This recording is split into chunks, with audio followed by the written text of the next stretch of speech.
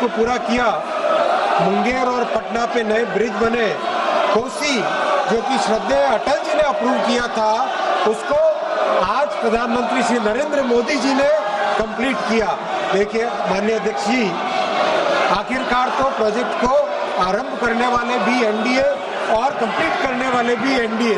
तो बिहार की जनता के प्रति न्याय केवल एनडीए ही कर सकता है, ऐसा बहुत स्पष्ट है। माननीय सांसद महोदया ने जो विषय लिया है सीतामढ़ी से सीवर प्रोजेक्ट का, इसके बारे में मैं आपको बहुत आनंद के साथ बताना चाहूँगा कि जो बागमती नदी पे ब्रिज बनना है उसका टेंडर हो गया है, जो कि देकुली धाम शिवर में, उसके लिए बहुत महत्वपूर्ण प्रोजेक्ट है।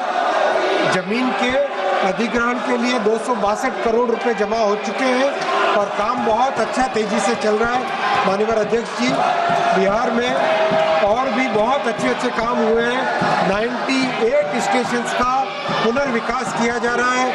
8 वंदे भारत चल रही है, 5 अमृत भारत गाड़ियां चली है, 1 नमो भारत गाड़ी चल रही है, 218 फ्लाईओवर और अंडरपासेस बने हैं। माननीय अध्यक्ष जी, बिहार के प्रति रेलवे का संपूर्ण दायित्व है और बहुत तेजी से उसमें काम कर रहे हैं। माननीय सदस्य प्लीज। अध्यक्ष महोदय, मैं माननीय रेल मंत्री जी और यशस्वी प्रधानमंत्री जी का धन्यवाद करती हूँ। उन्होंने बिहार के विकास के लिए विविध रेल परियोजनाओं को स्वीकृति दी है और मेरे प्रश्न का विस्तृत जवाब भी दिया है, इसके लिए धन्यवाद।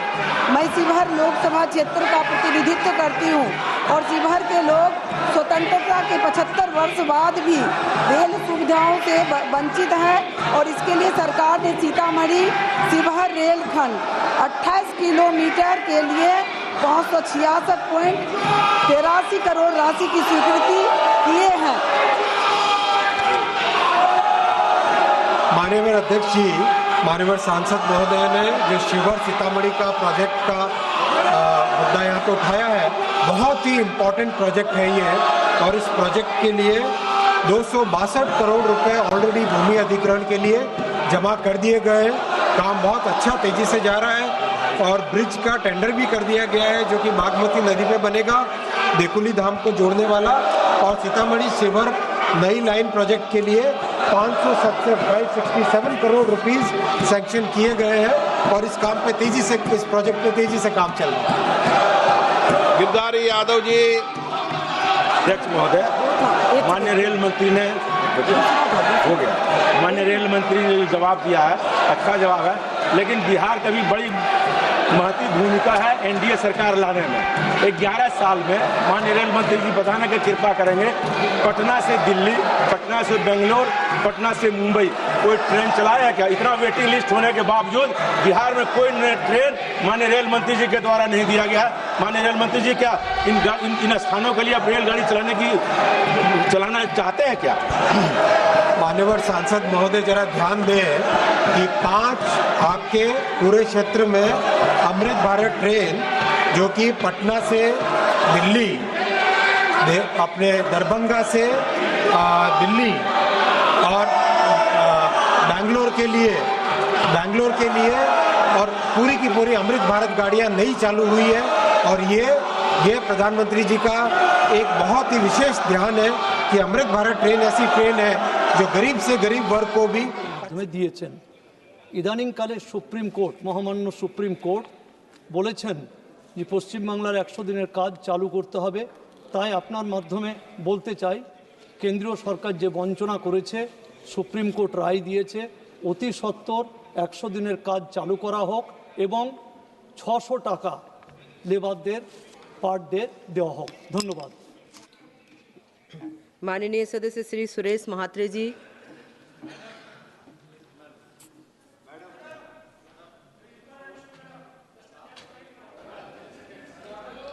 हो गया हाँ, हो गया। धन्यवाद अध्यक्ष महोदया। मैं आपका ध्यान नवी मुंबई अंतर्राष्ट्रीय विमानतल की ओर लेना चाहता हूँ, जिनके नामांतर की प्रक्रिया या मांग लगभग 11 सालों से हमारे वहाँ के भूमिपुत्र, जिनकी जनसंख्या है 90 लाख के ऊपर, और उनकी मांग है कि इस एयरपोर्ट को दिभा पाटिल साहब का नाम दिया जाए, जो कि इस संसद में 10 साल सदस्य थे, 25 साल विधायक थे, विपक्ष के नेता भी थे। और उससे भी बड़ी बात यह है कि जो श्री भ्रूण हत्या का कायदा पारित किया वो 1989 में महाराष्ट्र में पहले हुआ, उसकी दखल केंद्र सरकार ने लिया और 1994 में वो कायदा प्रस्तावित हुआ। फार्मर को जगह के बदले जगह, खेती के बदले खेती, ऐसा जो कायदा प्रस्तावित हुआ वो भी दिभा पाटिल साहब ने किया। इतने बड़े समाज सेवक का अगर अपन नाम देते हैं और लोगों की 11 साल से मांग है, संघर्ष चालू है और अभी अंतिम टप्पा में आ गई है। 2-3 अक्टूबर को माननीय मुख्यमंत्री देवेंद्र फडणवीस साहब ने सभी पार्टी के हमारे नेता को बुलाया और हमें आश्वासित किया कि आने वाले 2 से ढाई महीने में जब भी टेक ऑफ लैंडिंग रेगुलर चालू होगा उसी समय स्वर्गीय दिभा पाटिल साहब का नाम दिया जाएगा। उसको आज 2 महीना हुआ। मैडम, मेरी रिक्वेस्ट है, अभी मैडम 1 मिनट, सिर्फ 3 दिन पहले हमारी मीटिंग हुई भूमिपुत्रों की, उसमें एक निर्णय हुआ कि आने वाले 15 दिन में वो नाम देंगे, बस नाम देंगे, यही होगा, नहीं तो संघर्ष होगा। संघर्ष से अच्छा हमारी मांग पूरी हो, यही मांग करता हूँ। धन्यवाद।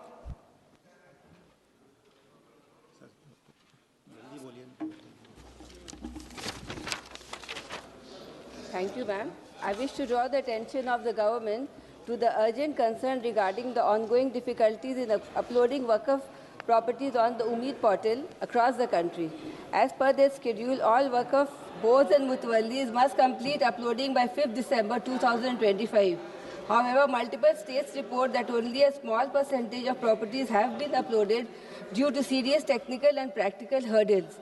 In several regions, the portal faces frequent glitches, missing data fields, slow processing, and repeated clashes. Many mutawallis, especially in rural areas, struggle with lack of manpower, digital literacy, and incomplete historical record, making the process extremely time-consuming. If the deadline is not extended, thousands of genuine Waqf properties may remain unregistered, leading to future disputes. धन्यवाद madam. Associate करिए, एक ही विषय है। धन्यवाद madam, आपने लोक महत्व के इस महत्वपूर्ण विषय के ऊपर मुझे बोलने का समय दिया। उम्मीद पोर्टल के ऊपर लगातार ये शिकायतें मिल रही हैं पूरे देश से कि उम्मीद पोर्टल के अंदर टेक्निकल प्रॉब्लम है और वो खुल नहीं पा रहा है, और ना खुलने के कारण उसके अंदर जो तकनीकी कमी है उसकी वजह से प्रॉपर्टी का अपलोड नहीं हो पा रहा है।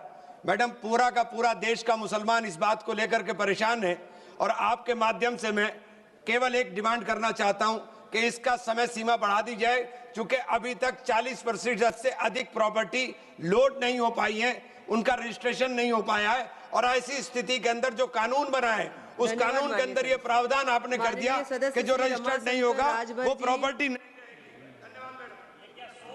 रमाशंकर राजभर जी। बहुत बहुत धन्यवाद महोदया। महोदया, कहार, कश्यप, केवट, मल्लाह, निषाद कुमार, प्रजापति, धीवर, बिंद, भर, माझी, मछुआ, राजभर, धीमर, बाथम, तुरहा, गुड़िया, इन 17 अति पिछड़ी जातियों को उत्तर प्रदेश की कैबिनेट ने 19 के चुनाव के पहले एक विज्ञापन दिया।